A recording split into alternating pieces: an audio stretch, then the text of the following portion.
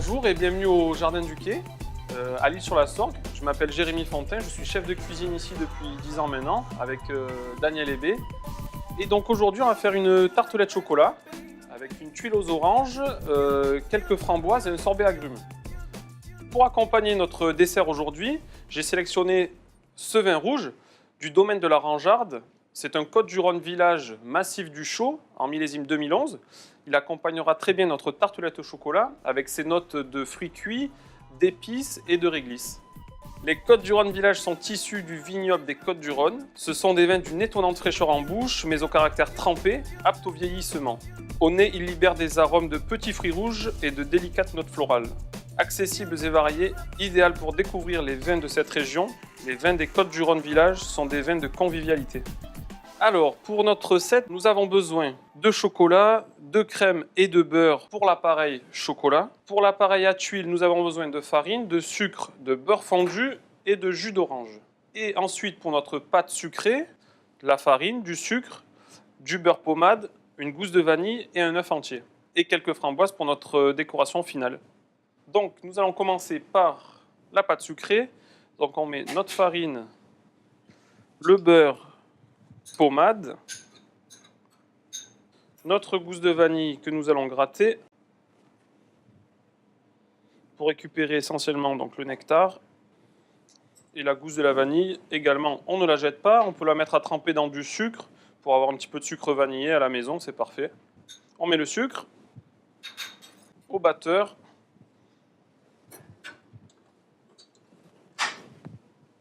À l'aide de la feuille. Donc là, on sable légèrement notre pâte.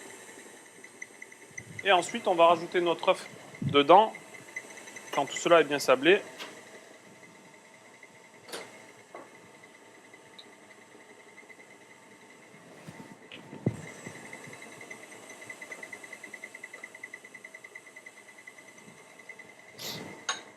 Voilà, notre pâte est homogène. On va la sortir de la cuve.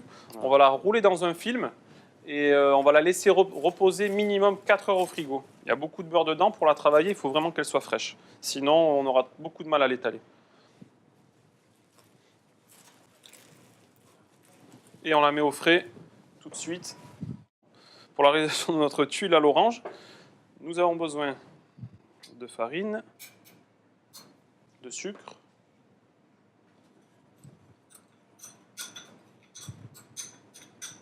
de jus d'orange. Là, on va remuer.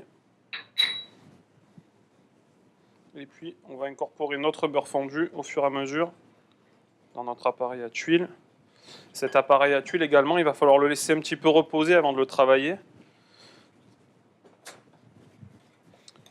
Pour pouvoir l'étaler correctement, il va falloir qu'il soit froid, il faut qu'il durcisse un petit peu, sinon on ne peut pas le travailler.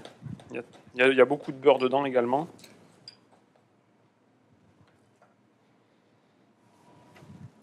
Donc voilà, hop. Notre pâte sucrée qui a durci. Il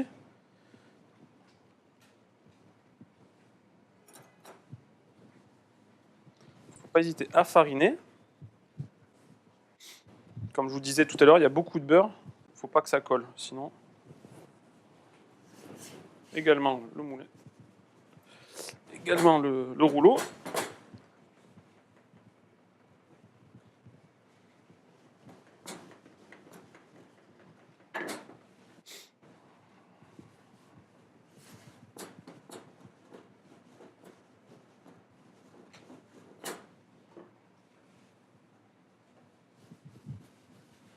Après, l'excédent de farine, on l'enlèvera, c'est pas un problème. Il faut la travailler assez rapidement. Elle est très fragile. Donc là, on peut vérifier, elle est assez grande. On peut foncer.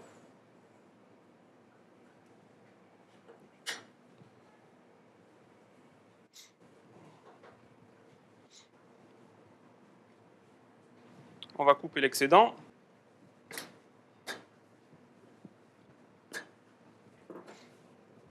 Il faut bien appuyer sur l'angle. Voilà.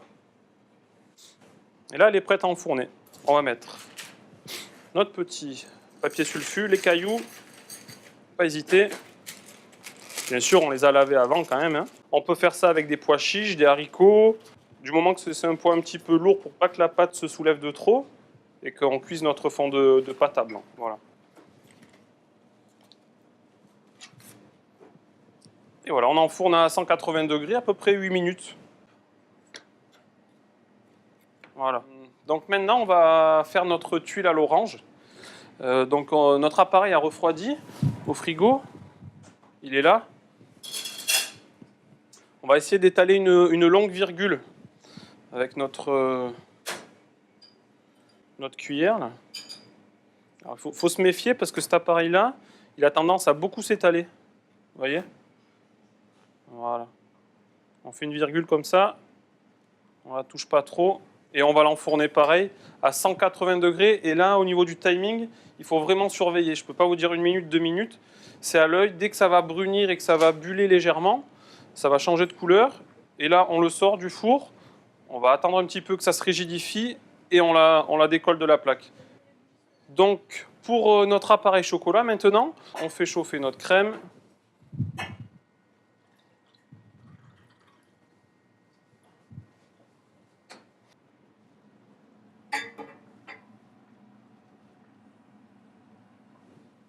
Donc voilà, notre crème elle bout. On verse directement sur le chocolat.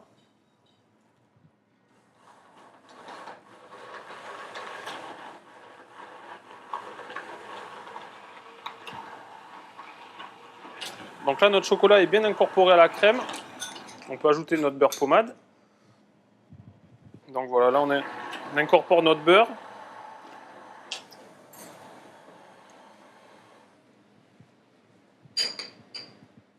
On va remplir notre tartelette au maximum.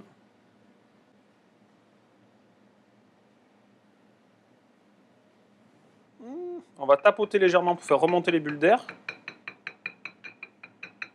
Et on continue jusqu'à ce qu'on arrive à hauteur du bord. Il faut être généreux. Donc là, on le met au frigo 1 heure. Donc pour le dressage, on a gardé un petit peu d'appareil chocolat pour mettre au fond de notre assiette. On a notre tartelette qui a figé, notre sorbet agrumes, les framboises et notre tuile. Voilà, il n'y a plus qu'à. Hein. Allez, on dresse. Hop, un petit peu de sauce chocolat au fond.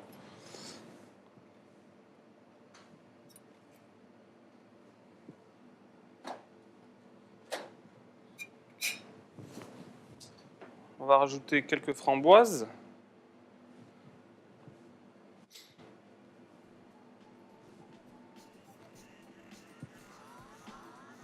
Et le sorbet pour clôturer, qui va amener un petit peu de fraîcheur dans cette recette. Voilà. Bon appétit.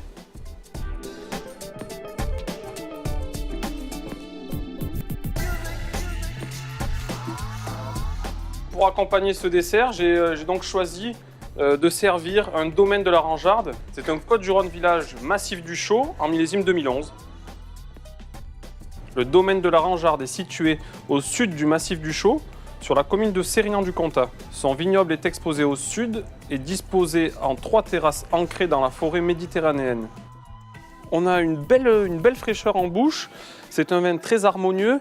On y retrouve également des notes de fruits, des notes d'épices comme le poivre blanc. C'est un vin très élégant et qui va très bien se marier également avec les épices de notre sorbet.